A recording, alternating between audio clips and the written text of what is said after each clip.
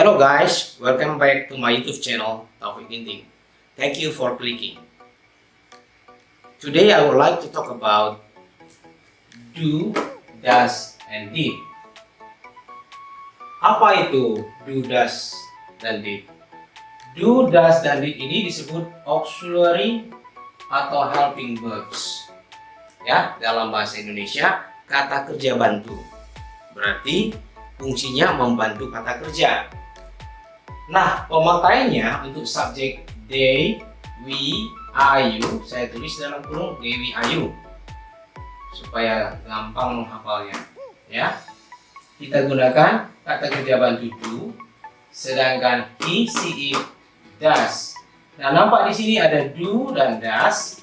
Ini menyatakan kalau ini bentuknya present, masa sekarang. Kalau did ini masa lampau. Nanti setelah kita masuk ke contoh akan lebih jelas. Perhatikan di sini contoh number 1 ya. Ini kalimat positif, they come from UK. Negatifnya they don't come from UK.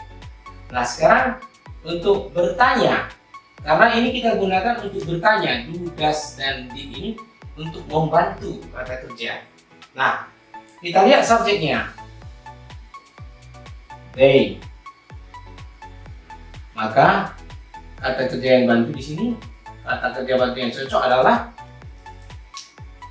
do ya, helping verbs-nya adalah do. Do they come from UK? Nah, jadi fungsi daripada do di sini adalah untuk membantu kata kerja come. Jadi dalam bahasa Indonesia ini artinya apakah mereka berasal dari Inggris, United Kingdom, Inggris ya. Nah, ini dia pemakaiannya. Nah, sekarang kita masuk ke contoh does. Ya, does. Ini subjeknya he, she, it. Nah, kita lihat contoh. She goes to school. Dia bersekolah. Nah, negatifnya she doesn't go to school. Sekarang kata kerja bantu untuk she, kita lihat she. Nah, ini she. Jadi kita gunakan does. Berarti kata kerja yang bantu di sini adalah kata kerja bantunya adalah does. Jadi does she go to school? Jadi fungsinya ini untuk membantu kata kerja go. Contoh dalam percakapan sehari-hari, kalau kita bertanya kepada seseorang, misalnya, do you understand? Do you speak English? Do you like it? Nah, kita gunakan kata kerja bantu do. Do you want to go home? Nah, itulah dia. Untuk you yang sering ditanyakan dalam percakapan sehari-hari. Jadi sekali lagi fungsinya adalah do dan does di sini untuk membantu kata kerja dalam bentuk masa sekarang. Karena seperti yang kita ketahui, kata keterangan waktu dalam bahasa Inggris, pembagian waktu ada 3, masa lampau, past, masa sekarang, present, masa yang akan datang, future. Jadi kita gunakan masa sekarang, present. Nah, kita masuk ke contoh nomor 3. Jadi apa aja tadi yang menggunakan do? Ini subjeknya, they, we, are, you. Ya, baru yang kedua he, she, it untuk does. Nanti akan lebih jelas lagi setelah kita membahas soal di sebelah kanan ini. Nah, kita sekarang masuk contoh nomor 3 ya.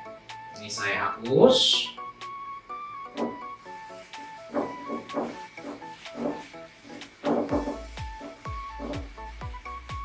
Oke, we make number 3. Kita masuk nomor 3. Kita gunakan we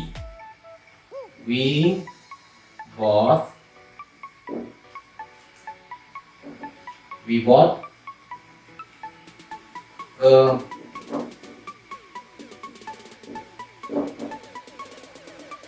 nah, kita membeli sebuah HP minggu lalu. Negatifnya itu we hidden by a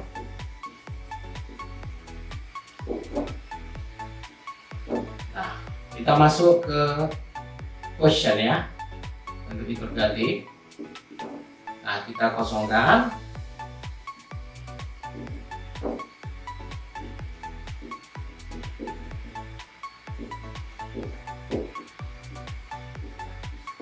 Nah, jadi yang paling penting di sini kata kerja bantu yang kita gunakan adalah, karena ini di sini ada keterangan waktu last week, nih, last week, maka yang kita butuhkan di sini adalah did untuk masa lampau. Ya, coba kita buat dalam bahasa Indonesia ya. Kita membeli sebuah handphone minggu lalu. Kita tidak membeli sebuah handphone minggu lalu. Baru pertanyaan, apakah kita membeli sebuah handphone minggu lalu? Nah, sekarang udah jelas ya yang membedakan do, does, dan did. Kalau do, does untuk present, ya, kita buat di sini. Ini ya untuk present.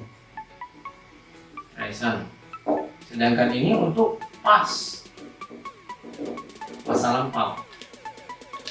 Nah, jadi sekali lagi kita ambil kesimpulan, do dan does adalah auxiliary verbs atau helping verbs, atau disebut juga dalam bahasa Indonesia kata kerja bantu. Fungsinya untuk membantu kata kerja. Nah, di sini kata kerjanya setelah subjek ya. Kata kerja bantu, subjek, kata kerja. Kata kerja bantu, subjek, kata kerja. Nah, itulah pembahasan tentang do, does, dan did. Nah, kita masuk ke dalam latihan supaya lebih jelas lagi. Nah, kita perhatikan di sebelah kanan saya udah ada beberapa 10 soal yang harus diisi dengan do, does, dan did. Okay, now we try to do it from number 1. Yeah, let's see. Okay, what is your answer for number 1? Apa jawabannya nomor 1?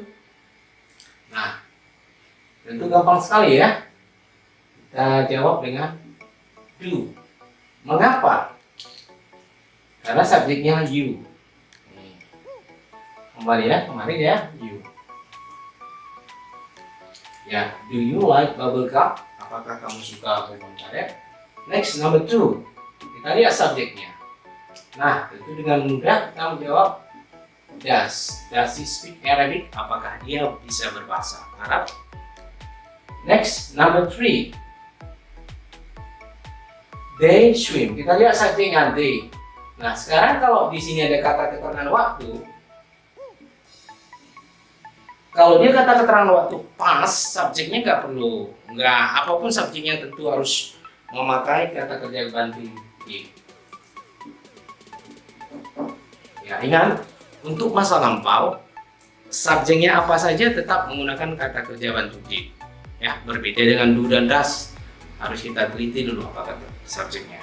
Next, she write novels. Sama seperti yang number 2.